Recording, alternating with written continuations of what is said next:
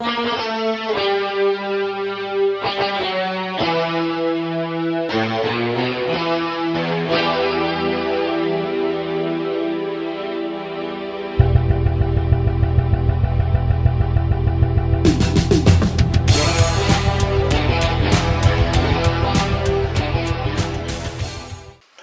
everybody, Movie Maniacs here to review Transformers: The Last Night, the fifth film in the Transformers series. And before we start off this review, I want to just ask, Carter, what do you think about these films? Are you a Transformers fan? Well, okay. I'm not a fan. I don't give a crap about the cartoons or the toys or anything, but in these movies, they're not good. But I actually do find myself enjoying them most of the time. I like all of them. I can find them entertaining, even though they're not well made. Well, they are well made technically from a technical standpoint, but they're just not good. But other than the second one, that one actually it's bad. Could not agree with you anymore. That's bad. That one's really bad. Yeah, I can enjoy these movies. I can enjoy them for what they are. I mean, they're not that great. No, yeah. But yeah, second one's definitely the worst one. Yeah. So can The Last Night be as fun or as enjoyable as the other ones? No. No. This one, whatever you want to say, but I thought Age of Extinction was actually a lot better than this one. Same. I don't know what happened with this one, but they tried with new writers, and they put together that writers room, whatever, to create a mythology or whatever. And you know what? This movie starts off like pretty well. I actually thought that the scene with King Arthur and the knights and stuff in the beginning of the Dark Ages, that was actually a good scene. I thought it was cool to watch, and it was well made. But then from there, just when they get back to the present, it just tumbles and it's a big convoluted mess. Crashes and burns. And they bring back Josh Duhamel for this one. Yeah, whatever. I really didn't care. They bring back John Turturro. He talks on the phone for one scene. He doesn't even have any funny lines like he does in the other ones. I don't know why they brought him back at all. No point. He had no purpose here. They have, Mark Wahlberg's back. He doesn't really look like he wants to be there this time. Like, maybe I feel like in the fourth one he was having a lot more fun. Yeah, he definitely had a lot more fun in the fourth one. But I still like his presence. Yeah. Like not everyone's gonna agree with me on this, but I like Shia LaBeouf and I like Mark Wahlberg in these movies. Just 'cause they look like they're having fun. Yeah. And I can appreciate how Mark Wahlberg gets more involved in the action in his movies. In the two Transformers movies he's in, he gets more involved in the action than Shia LaBeouf does. But either way, this movie just becomes a totally convoluted mess. They try to set up this thing with where the Transformers came from with the knights and the Nazis and whatever, but it starts off like, okay, this might be interesting, but then they never go anywhere with it. They never fully explain what it means or why it is. They start it off, and then they're like, okay, but then we gotta go here, go here, go here. And that's Michael Bay's insanely aggressive editing style.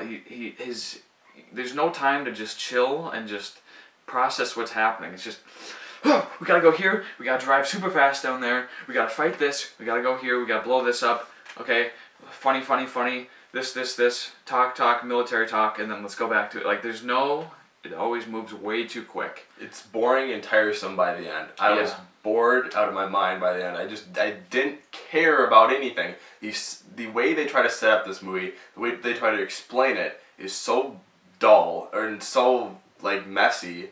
They can't explain what's going on, and they realize that, and then they give up. But don't you think there was potential there for it to be a good story? I think the King Arthur thing was stupid in my mind.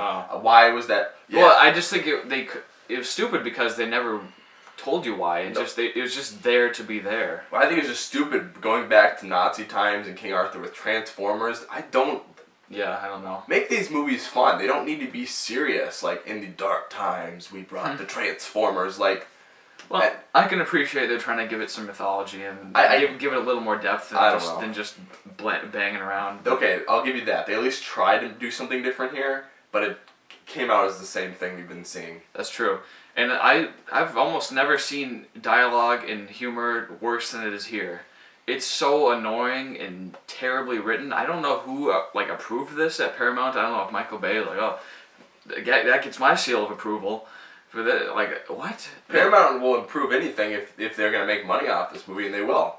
Well, I mean, they could have punched up the dialogue a lot. It was so tiresome and annoying. Like, especially that Jared Carmichael guy who's at the junkyard with Mark Wahlberg. He doesn't really contribute anything to the movie. He shows up once in a while, and I thought his character was super annoying.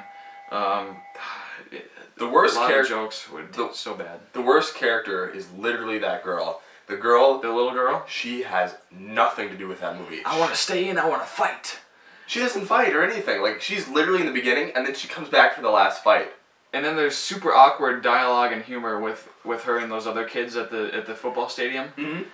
That was like Michael Bay thinks that's what kids talk like. I guess Michael Bay can't do kids. Steven Spielberg can do kids. J.J. Abrams can do kids. Colin Trevorrow, I think, can do kids. But like Michael Bay can't do kids. No, or can't do anyone. How about that? No, he can't do anyone. You can't really do anyone right. It's just. But some of the action looked nice. The action looks nice, and I like the last fight because you actually got the Transformers all together. And it wasn't in Chicago this time. It was definitely very interesting that they went somewhere else with it. It was kind of cool it was on a big ship, and then they're in the water with splashing up. It looked kind of cool. I think that there's definitely some with the action and how it looks. I think there's some redeemable parts to this. You liked Anthony Hopkins though, right? I did like Anthony Hopkins, more in the sense of he was having fun with it. And yeah, he's like, oh, paycheck, let's have fun with it, why not? And I'm glad I like that. And then with the humor, I laughed because it was so bad. I'll give you that. I laughed because it was so bad, which is not the point. Yeah. So yeah, there's a big mess. Could I rewatch it again? Yeah, but you gotta have me down at gunpoint, like watching it again. Wouldn't you say that this is worse than Independence Day Resurgence? No. What? I could watch this. I cannot rewatch Independence Day Resurgence. I don't know how you Independence Day Resurgence is so dull and so bland. Where this it's at least funny because it's so bad, and it's enjoyable. It looks good. Independence Day Resurgence does not look good. So no. But then again, I'm giving this a lower grade because back then we were like Suicide Squad. 9 out of 10. They tried. Yeah, no. Movie Maniacs have changed. We have a new logo, everything. We're cynical now. Yeah. We go to screenings. Yeah, with special screening. It's out of focus. Whatever. Oh, we look cool. And we're not matching. They gave us shirts. They gave us T-shirts. This was not free planned. screening. Yes. That's the best part of this. Yes. I got it in completely scot-free. And it was nice to see it early and get all this free crap, but... we're good. Whatever. There's no way I was going to pay $16 for this movie. No. And you shouldn't either. And if you are going to just see it in IMAX, okay? If you don't see it in any other form, I don't want you to pay that money, but if you're going to see it in its right form. And say what you will about the IMAX, filming in IMAX. Okay, I don't know. Okay. I know you guys have probably seen Jeremy Johns' review, so I don't want to shout out another reviewer because we're not on his level. Not even close. Yeah. But I was so distracted by how they change from IMAX to regular so often and so... It was really rapid. It was like, whoa. Like, it looked super choppy and... It's like why would they do that? I don't know why they did that. Like, either go all in or do it so like certain scenes are in IMAX, certain scenes are not. It was so messy. For some reason, they decided to just switch back and forth. I don't know if it's too expensive to just go ahead and shoot the whole thing in IMAX anyways, but every other shot was IMAX. It was like back and forth, back and forth, back and forth. It was just like one character says something and then the other person responds in IMAX. Why do they respond in IMAX? Why can't the other person... Why does one person deserve IMAX and the other person doesn't? Yeah, what's the system here? I actually have to be honest. I did notice in the movie that Mark Wahlberg did not get as much IMAX as the girls in the movie. There you go. Michael Bay, Michael Bay, yeah. Well, and there's some good-looking ladies in this. Michael Bay can always do that. I guess he can always find someone. Yeah. But, again, it's like, is she supposed to have depth at all, or is she just a body? There's no depth. No. Give us a rating. Okay, look, there's some good visuals. Yes. There's some of the, Steve Jablonsky, I guess, the guy who does the score. Yeah. Some of his music, it sounds good on the big screen, and it's pretty good. Couple jokes landed, but mostly it's so bad, I can't even stand it. And it's just really dull, goes on too long, but I'm gonna have to go 3.5 stars out of 10 on this one. I can't really be that kind to it. I mean, I don't know, but I do like, this is not as bad as Revenge of the Fallen. No. I'll say that. That one's a really bad movie. This is a notch up of that, because at least they tried to do some kind of story that made somewhat sense, but it didn't. All the other ones are better than that. Yeah, I have not seen Dark of the Moon, but I would say Transformers, Age of Extinction are up there. Not like classic or anything, but they're fun movies. And then Revenge of the Fallen's, I do not like that movie at all. No. This movie, I can give it 3 out of 10 stars. Didn't like it that much at all. Got bored. Didn't care. That's basically what I can say. But it looks good, so I'll give you that. Action's fun. And yeah. Yeah, that's it. Don't see this movie. No, really, especially don't spend money on it. Yeah. But I will say, this is my... So, in the comment section, tell us your rankings for these movies. Mine would go, the best one is, my personal favorite is Dark of the Moon. Then the first one, Transformers, then Age of Extinction, Last Night, and then Revenge of the Fallen.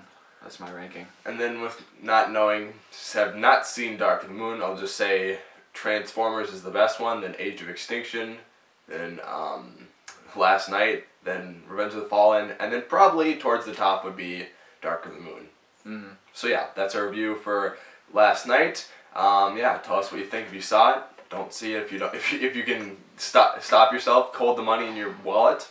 The only good movie this summer so far for me has been Alien Covenant, and I mean it's so sad because we're having a repeat of last year because August has nothing.